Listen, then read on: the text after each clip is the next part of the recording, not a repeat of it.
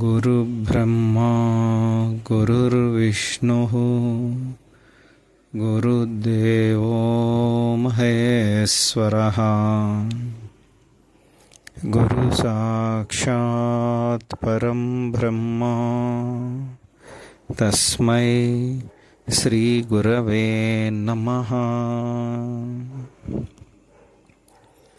నమస్కారం మాస్టర్. నమస్కారం master KPK. నమస్కారం మాస్టర్ EK. నమస్కారం మాస్టర్ MN. నమస్కారం మాస్టర్ CV.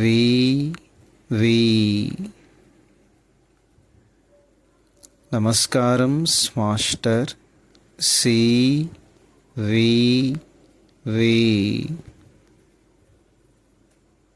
నమస్కారం master CV. Lotus feet.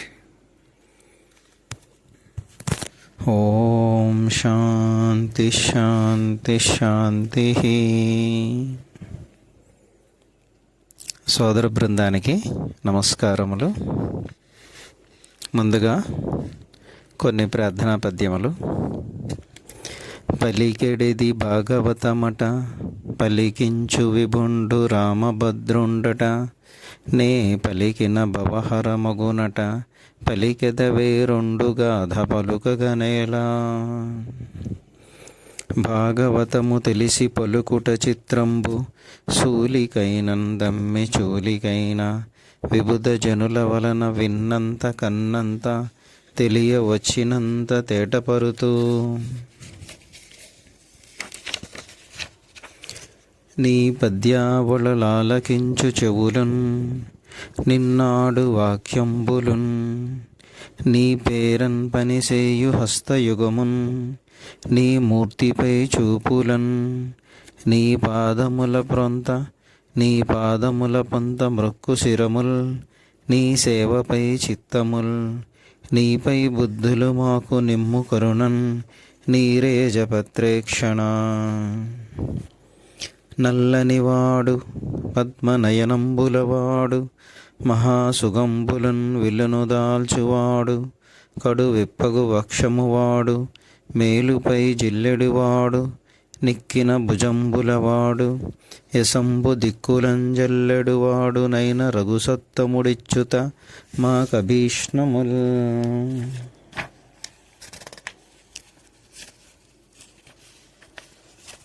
Srikrishna యదుభూషణ నరసఖ శృంగారరత్నాకర, లౌకద్రోహి Narendra వంశదహన, Lokeshwara దేవతానీక బ్రాహ్మణ గోగణార్తిహరణ, నిర్వాణ సంధాయక, నీకున్మృక్కెద త్రుంపవే భవలతల్, నిత్యానుకంపానిధి.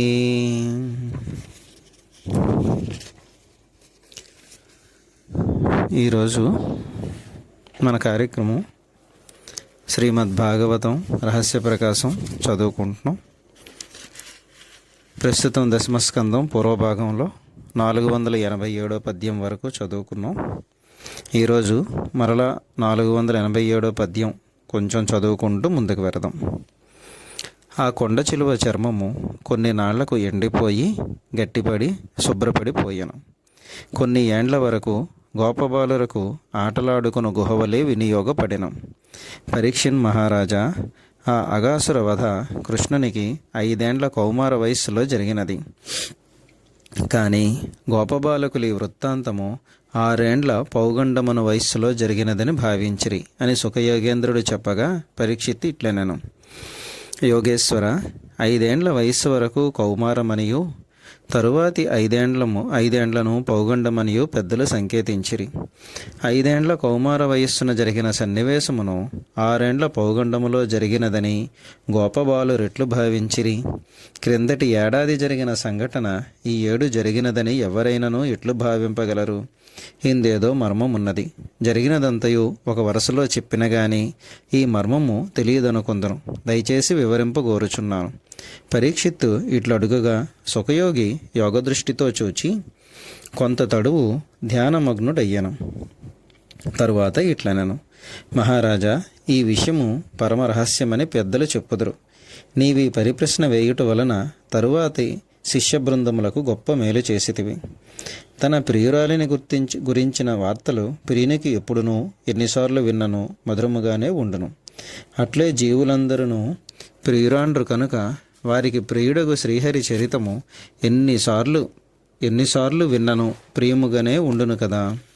ఈ విధముగా గోపాలకృష్ణుడు అఘాసురుని బారి నుండి గోపబాలకులను గోవత్సములను రక్షించిన తరువాత వానిని తీసుకుని ముందుకు సాగిపోయాను.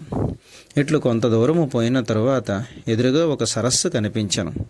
లోతు తెలియని ఆ సరస్సులో నీరు చాలా స్వచ్ఛముగా ఉన్నది.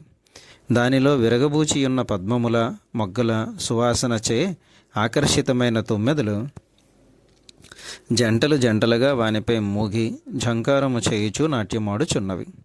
ఆ సరస్సుకు చుట్టుప్రక్కల అల్లిబిల్లిగా అల్లుకొని విరగబూచియున్న పూలతీగల పొదరిండ్లపై నుండి హంసల నీటిలోనికి దుముకుచు నీటిపై ఎగురుచు మరలా నికుంజములపై వ్రాలుచు కన్నుల పండుగ చేయుచున్నవి. వాని కోలాహల ధ్వనులు ఆహ్లాదకరముగా ఉండెను. మెల్లగా వీచుచున్న చల్లగాలితో పాటు నీటి తుంపరులు ఎగిరివచ్చి మనసు చల్లన చేయుచుండెను. కలువరేకుల కన్నుల కృష్ణుడు ఆ పద్మసరస్సును చూచి ముచ్చటపడెను. ఆ సరస్సుపై నుండి వీచుచున్న గాలి తెమ్మెరలు చల్లని నీటి తుంపరులను తీసుకుని వచ్చి విసురుచుండగా శరీరము జలధరించుచుండెను. ఆ సరస్సు ఒడ్డున దట్టముగా ఆవరించి ఉన్న మహావృక్షముల కాయలు పండ్లు బరువుతో నేలకి వంగినట్లు ఉండెను. ఆ చెట్ల నీడలలో విశాలమైన ఇసుక తెన్నెలు ఉండెను. ఇంత అద్భుతమైన సుందర ప్రదేశమున కూర్చుండి వనభోజనములు చేయుటకు ఎంతో అదృష్టము ఉండవలెను. ఇక కృష్ణుని సన్నిధిలో అట్టి భాగ్యమును పొందగలిగిన గోపబాలకులు ఎంత ధన్యులు! గోపాలకృష్ణుడు ఆ రమణీయ సరోవరమును పరిశ్రమలను చూచి ముచ్చటపడుచు మిత్రులతో ఇట్లనెను: మిత్రులారా, ఇటు రండు. ఇప్పటికే ఎండలో మీరు చాలా అలసిపోయినారు. ఆకలి దహించి వేయుచున్నది. ఇంత రమ్యమైన స్థలముండగా ఇంకా ఆలస్యమేలా? మన లేగదోడలు ఈ తీయని నీరు త్రాగి ఈ చెట్ల నీడలలో పచ్చని పచ్చిక మేయిచు విశ్రాంతి తీసుకుని చుండరు. మనము చక్కగా భోజనములు చేయవచ్చును కదా. కృష్ణుడిట్లు అనగా బాలకులు వెంటనే సమ్మతించిరి. లేగదోడలకు చక్కగా నీళ్లు త్రాగించి పచ్చిక మేపులకు వదిలిపెట్టిరి. చల్ది పాత్రలను కావళ్లపై నుండి దించి వాని చిక్కములను సడలించి భోజనములకు సిద్ధమైరి. ఇక్కడ మాస్టర్ గారి వివరణ: ఆ బాలకులు అసలు వచ్చినదే లేగదోడలను మేపుకొనుటకు. ఆ పని చేయకుండా వారెట్లు భోజనము చేయదిద్దరు. సామాన్య గృహస్థులు కూడా అతిథులకు అభ్యాగతులకు భోజనము పెట్టిన తరువాత బాల వృద్ధ రోగుల ఆహార విషయము చూసిన తరువాత తమ ఇంటి పశువులకు జంతువులకు కూడా నీరు మేత ఏర్పాటు చేసిన తరువాత కానీ తాము భోజనము చేయరు. ఇది భారతీయ సంప్రదాయం. ఈ పద్ధతి తప్పిన చోట జీవకళ లోపించును. ఒక తామర పువ్వులో తామర బొడ్డు చుట్టూను రేకులు ఒకదానితో ఒకటి కూర్పు చెంది దగ్గరగా కుండ్రముగా సర్దుకుని ఉండును. అట్లే మధ్యలో గోపాలకృష్ణుడు తామర పువ్వులోని కర్ణిక వలె మధ్యలో కూర్చుని ఉండగా గోపబాలకులందరూ తామర పువ్వు రేకుల వలె చుట్టూను తీర్చి కూర్చుండిరి. ఈ కూర్పు వలన ప్రతి ఒక్కడును కృష్ణుని చూచుటకు వీలుగా ఉండెను. వారందరూ కృష్ణుని వైపే చూపు నిలిపి చల్ది భోజనమునకు ఉపక్రమించిరి. ఇక వారు భుజించుటకు పల్లెరములుగా ఉపయోగించే వస్తువులు చిత్ర విచిత్రముగా ఉన్నవి. వెడల్పై బల్లపరుపుగా ఉన్న శుభ్రమైన శిలలు కొందరు తీసుకొనిరి. టేకు చెట్ల వంటి చెట్ల లేత ఆకులను కొందరు తీసుకొనిరి. వెడల్పైన గడ్డి జాతి మొక్కల నుండి అనువైన ఆకులను కొందరు సేకరించుకొనిరి. పూల తీగెల ఆకులను కొందరు తీసుకొనిరి. చిక్కములకు కట్టిన గుడ్డలనే మరికొందరు పాత్రలుగా ఉపయోగించుకొనిరి. వెడల్పైన తామరాకులను కొందరు తీసుకొనిరి. ఇట్లు వివిధ వస్తువులను కంచములుగా స్వీకరించి గోపబాలకులు భోజనమునకు ఉపక్రమించిరి. వ్రేళ్ల మధ్యలో ఊరగాయ ముక్కలను ఇరికించుకొని పక్కవారికి చూపుచు ఊరించి ఊరించి తినువాడొకడు. పక్కవాని కంచములోని ఊరగాయనో మిఠాయినో గభాలను తీసుకుని మృంగి అబ్బే నేను తినలేదు అని నోరు తెరిచి చూపువాడొకడు.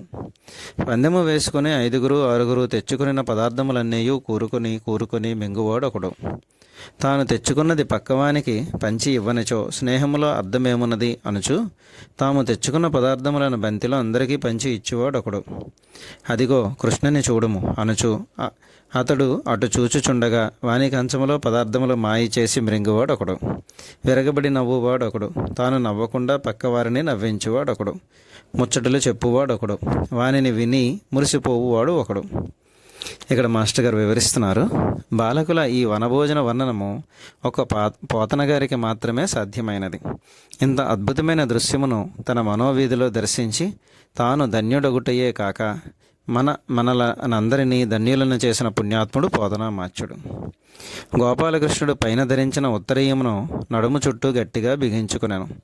చేతిలో ఉన్న మురళిని దాని లోపల ఏటవాలుగా ఇరికించను. దూడలను హెచ్చరించు కొమ్ము బూరాను పొడుగాటి పేముకర్రను ఎడమ చెంకలో ఇరికించి పట్టుకొనెను.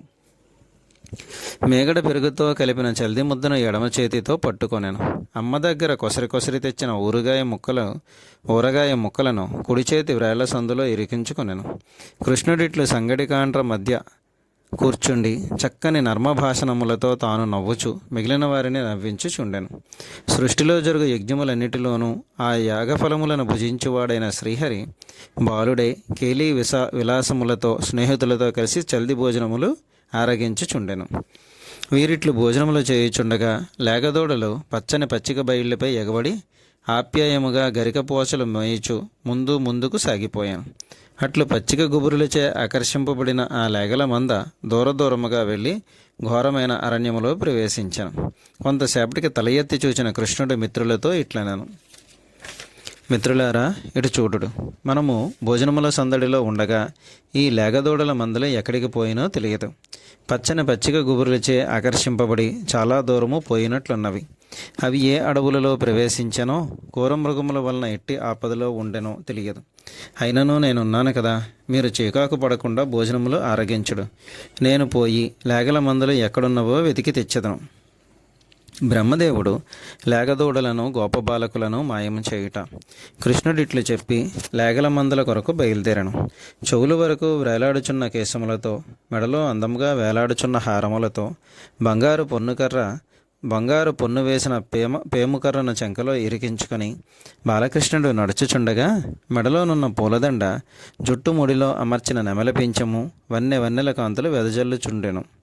అతడెంతో ఉత్సాహంతో ముందుకు వేగముగా పోవుచుండగా చేతిలో ఉన్న అన్నము ముద్ద అట్లే నిలబడి ఉండెను. ఈ వర్ణన అత్యంత మనోహరమైనది. మాస్టర్ గారు వివరిస్తున్నారు, ఈ వర్ణన అత్యంత మనోహరమైనది. ఈ పద్యము సుప్రసిద్ధము. చేతిలో ఉన్న అన్నము ముద్దను పూర్తిగా తినకుండగానే గోపాలకృష్ణుడు లేచి పరిగెత్తుట లేగదూడలపై అతనికి గల అపారమైన ప్రేమను సూచించును. తనను ఆశ్రయించిన వారిని రక్షించుటకు ఎట్లున్నవాడు అట్లే లేచి ప్రయాణమొగట గజేంద్ర మోక్షణ కథలో చూచియుంటిమి కదా.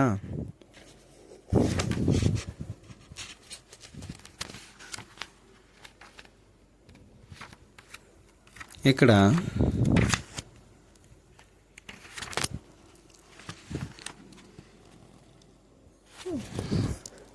503వ పద్యం తర్వాత ఇట్లు బయలుదేరిన గోపాలకృష్ణుడు లేగదూడల జాడలను గమనించుచూ ముందుకు పోయాను.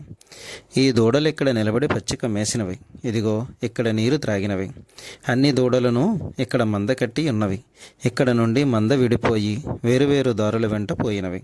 ఇట్లు జాడలను బట్టి పోవచ్చు పద్మపత్ర నేత్రుడైన నందకుమారుడు పచ్చిక గుబుర్లలోనూ క్రూర మృగములు విహరించు దట్టమైన గుబుర్లలోనూ మహావృక్షములు, పర్వతములు, నదులు, సరస్సులు మొదలైన స్థలములను అన్వేషించుచు అరణ్యములో ముందుకు సాగిపోయాను.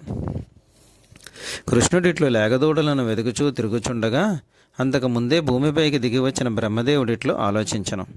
బకాసురుని తమ్ముడైన అఘాసురుడు మహాబలవంతుడు. అంత బలవంతుని ఇంత చిన్న బాలుడు ఎట్లు చంపగలిగినో తెలియకున్నది. ఆ రాక్షసుని చంపుటయే కాక గోపబాలులను లేగదూడలను పసివాడకుండా రక్షించి తీసుకురాగలిగను. ఇట్లు భావించిన బ్రహ్మదేవుడు క్రీడామయుడైన ఆ మాయాబాలకుని ప్రభావం ఎంతటిదో పరీక్షింపవలెనని లేగదూడలను గోపబాలకులను మాయము చేశాను. ఇక్కడ గోపాలకృష్ణుడు లేగదూడలను అన్వేషించుచుండెను. అవి కనిపించకపోవుటచే వెనుదిరిగి గోపబాలకులు భోజనము చేయుచున్న సరస్సు వద్దకు తిరిగి వచ్చాను. వారెవ్వరూ కనిపించలేదు. వారందరినీ పేరు పేరున పిలిచెను. చుట్టుపక్కల అన్ని చోట్లను వెతికి చూచెను. అయినను ప్రయోజనము లేకపోయెను. లీలామానుష విగ్రహుడైన గోపాలకృష్ణునికి సమస్తము సృష్టిలో తెలియనిది ఏమీ లేదు.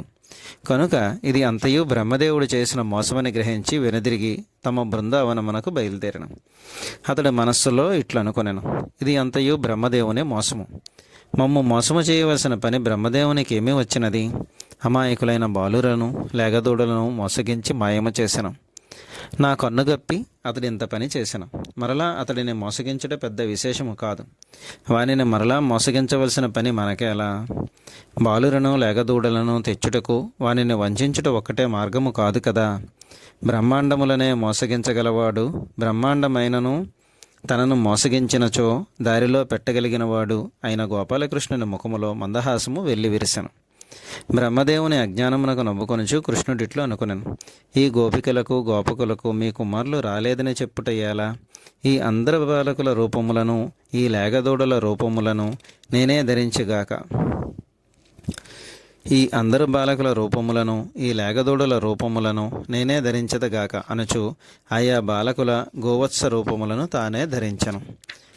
కాళ్ళు, చేతులు, ముఖము, కన్నులు, ముక్కు, చెవులు, శిరస్సులపై పిలకలు, భుజములు, వక్షస్థలము, నడుమ ఒక్కొక్క గోపకుమారునికి ఎట్లుండునో అచ్చముగా అట్లే శ్రీకృష్ణుడు రూపములు ధరించను. వారు ధరించు పేముకర్రలు, కొమ్మ బోరలు, వస్త్రములు, హారములు, నడకలు, నవ్వులు, మాటతీరు, అభ్యాసములు ఎవరికెవరు ఎట్లుండునో అచ్చముగా అదే రీతిలో కృష్ణుడు ఆయా గోపబాలకుల రూపములను ధరించను. సృష్టిలోని రూపములన్నీ ధరించినవాడు శ్రీహరియే కదా. అట్టివాడిక్కడ గోపబాలుర రూపములను గోవత్స రూపములను ధరించటంలో వింత ఏమున్నది? సత్యము ఆలోచించినచో సృష్టిలోని రూపములు కాక నారాయణునికి వేరుగా రూపమేముండును? ఇక్కడ మాస్టర్ గారు వివరిస్తున్నారు. భాగవత మార్గమనగా సృష్టిలోని సర్వ మానవులలోనూ సర్వ జీవరాశులలోనూ ప్రతి అణువులోనూ భగవంతుని దర్శించి భక్తితో సేవించుటయే. ఈ సృష్టిలో ఎన్నో లోకములున్నవి. ఏ స్థాయిలోని సిద్ధులైనను ఏదో ఒక లోకములో ఆయా తత్వముల రూపంలో మాత్రమే భగవంతుని ఆరాధింపవలెను. మన సాధన ఇట్లు సాగుచుండగా భగవంతుడు ఎప్పుడో అనుగ్రహించి ఏదో ఒక రూపమున్న దర్శనమిచ్చును. ఆ దర్శనము మనము కోరిన రూపములో ఉండకపోవచ్చును. స్వయం సిద్ధులకు సనక సనందనాదులు కూడా విష్ణువును దర్శించుటకు వైకుంఠమునకు ఏగిరి. అక్కడ విష్ణువు ద్వారపాలకుల రూపములో వారికి దర్శనమిచ్చను. ఆ రూపములో దర్శనమిచ్చేవాడు స్వామియే అని వారు గ్రహింపలేకపోయిరి. సాటి మానవులను మన చుట్టూ ఉన్న జీవరాశులను భగవంతుని రూపములుగా ఆరాధించి తరించుటయే ఏ మార్గమైనను బోధించును. ఈరోజు కార్యక్రమం ఇక్కడికి ముగిద్దాం. ప్రస్తుతం మనం 512వ పద్యం వరకు చదువుకోవడం జరిగింది. స్వస్తి.